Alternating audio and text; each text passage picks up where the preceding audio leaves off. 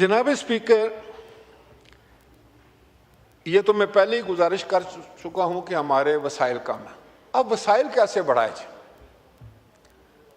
وسائل بڑھانے کے لیے بھی میں سمجھتا ہوں کہ ہم سب کو سر جوڑنا پڑے گا۔ ملک کا معاشی نظام بھی ایسے ہی ہے جیسے گھر کا ہوتا۔ ایک گھر میں جب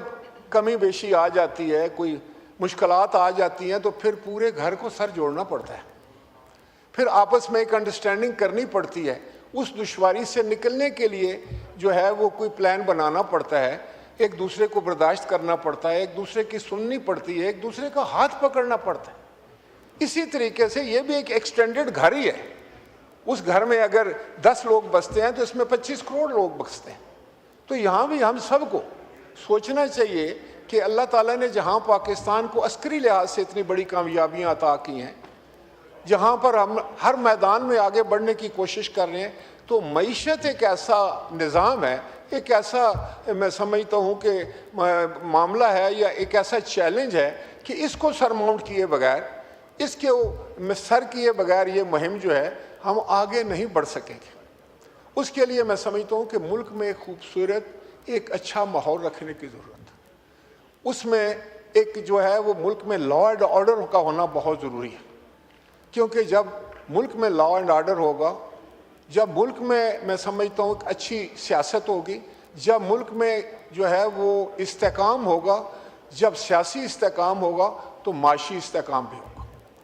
اس کے لیے میں سمجھتا ہوں تمام سٹیک ہولڈرز کو، تمام سیاسی جماعتوں کو ٹھنڈے دل سے بیٹھ کے یہ دیکھنا چاہیے کہ اگر ہم کسی گرداب میں پھنستے جا رہے ہیں، آخر کب تک قرضوں سے ہم اپنے ملک کو چلا سکتے ہیں؟ کوئی گھر بھی نہیں چل سکتا جناب اسپیکر جب تک، اور مقروض جو ہے اس کی پھر کوئی آواز میں بھی تھوڑی سی میں سمجھتا ہوں کہ کمزوری آ جاتی ہے، اس کی عزت میں بھی کمزوری آ جاتی ہے، اس کے وقار کو بھی اس سے ٹھیس پہنچتی ہے۔ تو میں سمجھتا ہوں کہ یہ بھی اب ٹارگٹ بنانا چاہیے اپوزیشن کو بھی اور حکومت کو بھی، کہ ہم کس طرح قرضوں کی اس لعنت سے چھٹکارا حاصل کریں، کس طرح ہم اپنے وسائل کو بڑا کریں، کس طریقے سے ہم اپنا ٹیکس بیس بڑھائیں، اور کس طریقے سے ہم لوگوں کو راغب کریں۔ مجھے ایک میں دیکھ رہا تھا کہ جناب والا جنوبی کوریا بھی جو تھا وہ بھی IMF کا مقروض تھا، بڑا قرضہ تھا۔ ان کی لیڈرشپ نے ایک جو ہے وہ کال دی پوری قوم کو، اور اس نے خاص طور پر خواتین کو کال دی کہ دیکھو ہم مقروض ہو چکے ہیں اور ہماری اتنی عزت نہیں ہے جو ہماری ہونی چاہیے۔ ہر فورم پہ جاتے ہیں تو سمجھتے ہیں شاید قرضہ مانگنے کے لیے آئے، تو کورین خواتین نے اپنے زیور جو ہے وہ ان کے سپرد کر دی، اور اس سے ان کا سارا قرضہ اتر گیا۔ تو میں سمجھتا ہوں کہ یہ تو میں نہیں کہہ سکتا کہ یہی ایک راستہ ہے، لیکن جب ہم مل کر بیٹھ کر سوچیں گے تو پھر کوئی نہ کوئی راستہ ضرور نکلے گا۔ اسی طریقے سے جیسے سب آج اگر ہمارے تمام سٹیک ہولڈرز اکٹھے ہوئے ہیں تو دیکھیں کتنا بڑا راستہ نکلا ہے، پاکستان کا نام پوری دنیا میں روشن ہوا ہے۔ جناب اسپیکر، اب یہ ہے کہ یہ غربت جو ہے ایک قرض، اور اس غربت سے جان چھڑانے کی بات اب کیسے ہو اور کس طریقے سے غربت کا خاتمہ ہو سکے، تو میں سمجھتا ہوں جناب اسپیکر کہ ہمیں کوئی بہت بڑا جو ہے وہ کوئی کسی فلاسفر کی ضرورت نہیں، ہم سب صرف اکٹھے ہو جائیں اور یہ طے کر لیں کہ سیاست ہم کریں گے، ضرور سیاست کے بغیر گزارا نہیں ہے، لیکن صرف سیاست نہیں کریں گے، ایک دوسرے کو صرف نیچا دکھانے کے لیے سیاست نہیں کریں گے، ایک دوسرے کو بدنام کرنے کے لیے سیاست نہیں کریں گے۔ لیکن یہ ہو رہی ہے جناب اسپیکر، آپ کو پتہ ہے اس دن میں وہاں بیٹھا کوئی بات کر رہا تھا، یہی بات کر رہا تھا، آج ادھر کر رہا ہوں، ایک دن ادھر بیٹھے ہوئے تھے۔ تو یہ تو ایک نظام ہے، اس کو کہیں روکنا ہے، سونر دا بیٹر، جتنی جلدی ہم اس کو روک لیں۔ ہر آدمی جو ہے 25 کروڑ لوگ وہ محب وطن ہیں، وہ اس ملک سے پیار کرتے ہیں، یہ سب کا ملک ہے، اور اس لیے میں سمجھتا ہوں کہ کوئی فائن پوائنٹ آف اکنامکس اٹھانے سے بہتر یہ ہے کہ وہ تو معیشت دان کر رہے ہیں، ہمارے پاس بڑے بڑے اچھے معیشت دان ہیں، لیکن ہم نے ایک ملک کو ماحول دینا ہے، اور اس ماحول کو بہتر کرنے کے لیے جہاں پر ہر طبقہ فکر جو ہے وہ خوشی خوشی کام کرے، کسان اپنے کھیتوں میں کام کرے، نوکری پیشہ اپنے وہ پیشے میں جائیں، اور جو مزدور ہے وہ مزدوری کرے، دکاندار دکانداری کرے، کارخانہ دار کارخانہ چلائے، اور امیر جو ہے وہ بھی، ہمیں امیروں کی بھی ضرورت ہے جناب اسپیکر۔ ساری دنیا جو ہے وہ ملینئر اور بلینئرز کو انوائٹ کرتی، ہمیں جو ہمارے بیرون ملک میں لوگ ہیں ان کے لیے آسانیاں پیدا کریں، ان کو عزت دیں، ان کو توقیر دیں، وہ آئیں، انویسٹمنٹ ہو یہاں پر، اور پھر جو ہے وہ آپ کے پاس جو ہے وہ روزگار کے مواقع بھی پیدا ہوں گے۔ جناب اسپیکر، یہ وہ ساری باتیں ہیں جو شاید تمام ممبران مجھ سے بہتر جانتے بھی ہیں اور سمجھتے بھی ہیں۔ میں یہاں سے ایک اور خاص بات کرنا چاہوں گا کہ جناب وزیر اعظم پاکستان میاں شہباز شریف صاحب نے مجھے اور ہمارے کچھ ساتھی دوست جو تھے وہ ان کو کشمیر بھیجا تھا۔ آج جو کشمیر میں حالات ہیں اس پہ دل خون کے آنسو روتا ہے، بہت تکلیف پہنچتی، ہر پاکستانی کو تکلیف، ہر شخص کو تکلیف، خواہ وہ کوئی اپوزیشن میں ہے خواہ وہ گورنمنٹ میں ہے، لیکن میرا یہ ایمان ہے کہ ہر شخص کا دل دکھتا ہے، یہ نہیں ہونا چاہیے تھا۔ جناب اسپیکر، میں یہ پورے ہاؤس کے علم میں یہ بات لانا چاہتا ہوں کہ جب ہم وہاں گئے ہم نے ان کے ساتھ گفت و شنید کی، اس کمیٹی کے ساتھ، اور ان کے جو مطالبات تھے بڑے غور سے سنے، ان کو پورا موقع فراہم کیا کہ آپ اپنے کھل کے بات کریں، اور انہوں نے کھل کے بات کی، بہت اچھی بات کی انہوں نے، اور ان کے جو مطالبات فوری طور پر حل ہو سکتے تھے وہ فوری طور پر مان لیے گئے۔ غالباً ڈاکٹر فضل چودھری طارق فضل چودھری صاحب کو زیادہ انہوں نے لکھا تھا، اس وقت منٹس لے رہے تھے، تو وہ جو تھے ان میں سے 80% سے زیادہ جو معاملات تھے وہ طے ہو گئے تھے۔ کل چیئرمین بلاول بھٹو زرداری صاحب نے کہا کہ ایک پوائنٹ ایسا تھا کہ وہ جو مہاجرین کی سیٹیں تھیں اس پر بھی ہم نے ان سے یہ گزارش کی کمیٹی سے کہ آپ ایسا کریں، اپنی یہ جو احتجاج کی آپ کی 9 تاریخ کی کال ہے اس کو آپ کال آف کر دیں، اس کو آپ ملتوی کر دیں، تو ہم بیٹھ جاتے ہیں، اس پر بھی بات کرنے کے لیے ہم تیار ہیں، اور ہم چاہیں اس کا کوئی طریقہ نکالتے ہیں، کوئی راستہ نکالتے ہیں۔ لیکن اگر آپ کال جو ہے اس کو مؤخر نہیں کریں گے، احتجاج بھی جاری رہے گا اور یہ ہیجانی کیفیت بھی جاری رہے گی، لوگ بھی تذبذب کا شکار رہیں گے، تو ہم کسی نتیجے پہ نہیں پہنچ سکے۔ آپ یقین کریں کہ جو کام کے ایسے بھی تھے جو ہم خود سمجھتے تھے کہ یہ ضرورت ہے